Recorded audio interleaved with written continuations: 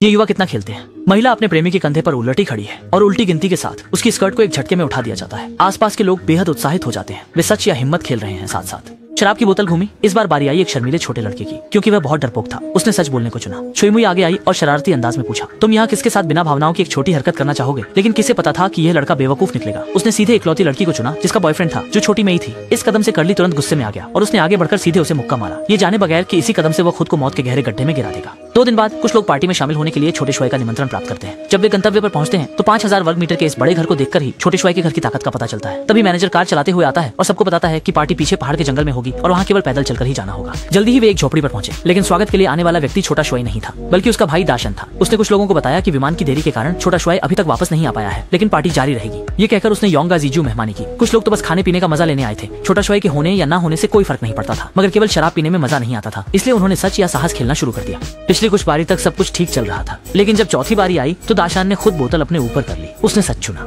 स्वाद और जब हर कोई बहुत उत्सुक था कि दाशान क्या कहेगा, लेकिन उसके आगे के शब्दों ने सबको झकझोर दिया। कुछ दिन पहले छोटा शुआई ने इस कमरे में फांसी लगा ली थी। उनका परिवार 16 पीढ़ियों से ईसाई धर्म का पालन करता है। आत्महत्या एक बहुत ही शर्मनाक काम है, इसलिए इसे सार्वजनिक नहीं किया गया। इसके बाद दाशान ने एक पोस्ट कार्ड निकाला जिस पर सच या साहस लिखा था, और यह छोटे शुआई के पास से पाया गया था। उसे शक था कि यह पोस्ट कार्ड इन्हीं लोगों ने भेजा था जिससे उसके भाई ने आत्महत्या की, लेकिन किसी ने स्वीकार नहीं किया। दाशान ने अब अपना बदला लेने का मन बना लिया है। एक 10 मीटर लंबी शीशे की नली को धीरे से महिला के गले में डाला जाता है, फिर धीरे धीरे पेट के अंदर गहराई तक पहुंचा जाता है। इसके बाद आदमी कपड़ा हटाता है और वहाँ 2 अचार के मर्तबान दिखाई देते हैं जो नली से जुड़े होते हैं। इन मर्तबानों में 1998 का खनिज पानी और अति उच्च घुलनशीलता वाली बैटरी एसिड है। जल्दी से बगल में खड़े घुंघराले बाल वाले को एक चुनने का कहा जाता है और उसके पास सिर्फ 5 सेकंड का समय होता है। वो बिना झिझक दाएं वाला चुनता है। तभी दाशान स्विच चालू करता है और तरल धीरे धीरे नली से बहने लगता है। महिला के मुंह में वो बहुत डर गई थी। उसका शरीर लगातार कांप रहा था। उसने सही किया और मिनरल वाटर चुना जिससे वो बच गई, लेकिन फिर भी वो बुरी तरह से घबरा गई। खेल फिर से शुरू होता है जैसे ही शराब की बोतल घूमती है। इस बार अब बारी आई छुईहुआ की। उसने सच बोलने का विकल्प चुना क्योंकि ऐसा करने से जान नहीं जाएगी, लेकिन दाशान के मन में बहुत सी चालें थीं। उसने छुईहुआ से किसी एक व्यक्ति को एसिड परीक्षण के लिए चुनने को कहा। छुईहुआ मजबूर होकर अंततः कुड़मुल को चुनती है। फिर दाशान 2 अचार की मटकी लाता है, कुड़मुल के मुंह को खोलकर उसमें नलिका डाल देता है और फिर स्विच घुमाता है जिससे तरल पदार्थ कुड़मुल के शरीर में चला जाता है। अगले ही पल उसके मुंह से ताजे टमाटर का जूस निकलने लगा। लगातार संघर्ष के बीच वह बहुत शांत चला गया। इस समय एक आदमी दरवाजे पर आया। दाशान बाहर गया और बिना कुछ कहे उसे गिरा दिया, फिर केवल एक गोली वाले रिवॉल्वर को अवन को थमा दिया। इस तरह आदमी के पास 80% बचने का मौका था और वो बहुत भाग्यशाली था। इस समय शियोमी ने बंधनों से छुटकारा पा लिया। वह बाकी 2 लोगों को भी खोलना चाहती थी, लेकिन छुईहुआ ने उसे समय बर्बाद न करने के लिए कहा और खुद पहले बाहर भाग गई। छोटी में भी बड़ी बहादुरी से खिड़की से बाहर कूद गई। वह बिना जूते पहने ही पश्चिम की ओर दौड़ी। थोड़ी देर में वह छोटे सुंदर लाल के घर पहुंच गई, पर जब वह अंदर गई तो उसने एक चौंकाने वाला दृश्य देखा। जब रोमांचक खेल अपने चरम पर था तो अचानक एक व्यक्ति भाग खड़ा हुआ। ऐसा नहीं चला सकता, लोग पूरे नहीं है तो खेल कैसे खेले? दाशान ने संकोच उस दिशा में भाग गया और एक घर में पहुंचने पर श्यामई ने देखा कि शाओशुआई मरा नहीं है, बल्कि पूरे शरीर में ट्यूब लगी हुई है और दाशान द्वारा आयोजित लाइव प्रसारण देख रहा है। इसी समय बूढ़ा नौकर बंदूक के साथ अंदर आया। उसने श्यामई को बिस्तर से दूर जाने को कहा।